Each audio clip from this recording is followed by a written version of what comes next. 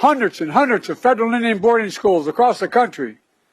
Tens of thousands of Native children entered the system. Nearly 1,000 documented Native child deaths, though the real number is likely to be much, much higher.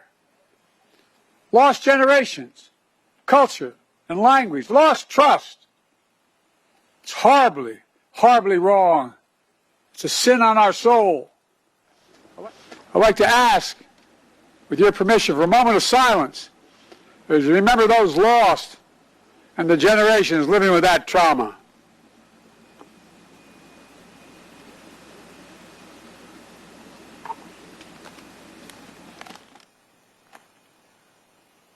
After 150 years, the United States government eventually stopped the program. But the federal government has never formally apologized for what happened until today.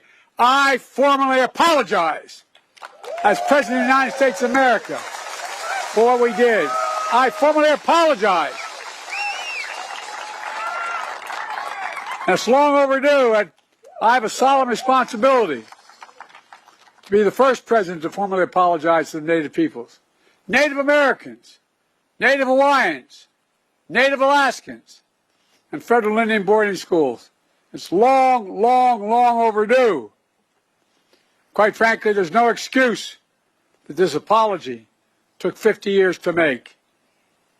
The federal Indian boarding school policy, the pain it has caused, will always be a significant mark of shame, a blot on American history. 1830 and 1850, approximately 100,000 Native Americans were forced to abandon their ancestral homelands in the southeastern United States and relocate to Indian Territory in present-day Oklahoma.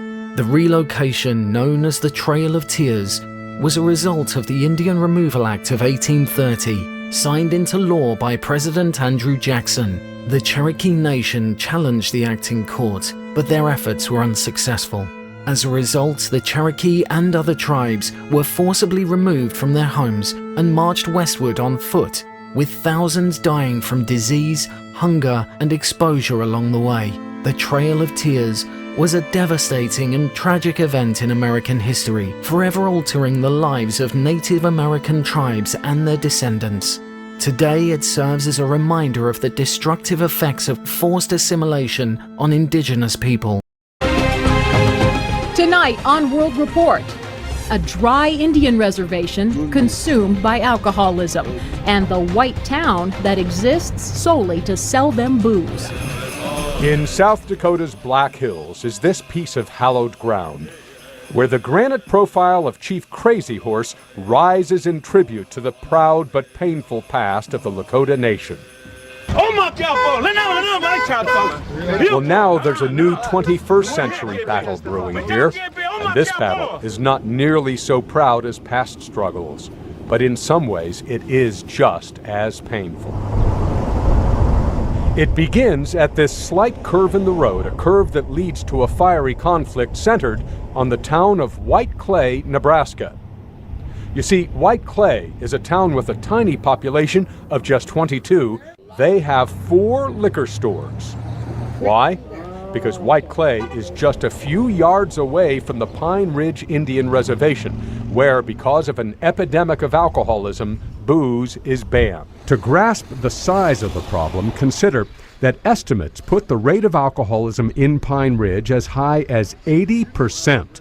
A few years ago, of approximately 13,000 crimes committed on the Pine Ridge Reservation, almost 99% of them were somehow connected to alcohol.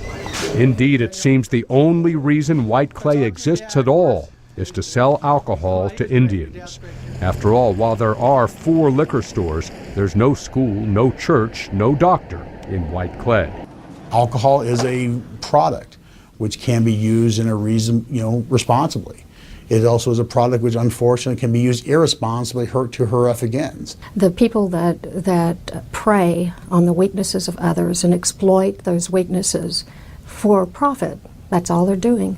I think if we, took any random group of 100 people and put them in circumstances on Pine Ridge similar to the ones those people live in, that we would find 10 or 12 of them dead drunk when we went up there and poked around. And it has nothing to do with failings on the part of indigenous people. It has a lot to do with failings on the part of our society and our government. Although none would talk on camera, some store owners did talk with us on the phone. But all they'd say was, simply put, we're not doing anything illegal, leaving the question of their own moral culpability to others. Some on the reservation, although they want the drinking to stop, agree with them. If my people here cannot stop drinking, they have to learn to control it. It's my own opinion that why they drink is they want to do something for their family, their children. They want to have good homes, everything, but their hands are tied. Which leaves today's youngest generation of Native Americans pretty much on its own to figure out how to become strong, sober, proud Indians, like the one being chiseled from the granite so close to their ancestral home. Closer to the truth. A new report looks into the lost history at Native American boarding schools across the country, including in Minnesota. For decades following the Civil War, thousands of Native American children and teens were forced to attend these schools. They were intentionally separated from their families and their culture. An initial report from the Department of the Interior says 21 of these schools existed in Minnesota. WCCO's Adam Duxter unpacks their complex and sometimes deadly history. This is a good example of what the young women were forced to wear. At the Goodhue Historical Society in Red Wing, a portion of history curators say is rarely taught has come to life through photos, uniforms, and first-person accounts. This is definitely a conversation that needs to be had. Many people bring up the fact that they didn't know. The two-room traveling display shedding light on a subject very few have learned about. But one historian in U of M, Professor Brenda Child, has been researching for decades. That's a very distinctive era in American Indian history. During the late 1800s to mid-1900s, Child says 1 in 3 Native children were taken, sometimes thousands of miles from their families, forced to cut their hair, and then spending years cutting ties with their language and customs at Native American boarding schools. You had to speak English, you had to become a Christian. That sort of influence of the school was very difficult for Native people who were trying to, I think, behave in sovereign ways. Overcrowding and poor conditions helping tuberculosis and the flu kill a still unknown number. Other abuses killing even more. You could go to jail on campus, and they had buildings where they sometimes locked students up for punishment. During these years, Child says natives in Minnesota had about 90% of their land taken through legislation like the Nelson Act of 1889. Since then, this is a letter from a son writing to his father. The Red Lake Citizen has used hundreds of first-person accounts from the time, including her grandmother's. She had worked as a domestic servant for the local white households of Flandreau, South Dakota. To piece together this complex history, the Department of Interior's initial report shows 21 Native boarding schools existed in Minnesota, hundreds more across the country. The federal government says its next step attempting to put a number on how many died attending them. Here we have a young boy's uniform. Well, the Historical Society says they hope others take this news as a chance to learn. It's one of those topics that is powerful and emotional. Adam Duxter. And having it right now is the perfect time to share. WCCO 4 News. The Away From Home display will remain at the Goodhue Historical Society until May 25th before heading to Manitowoc.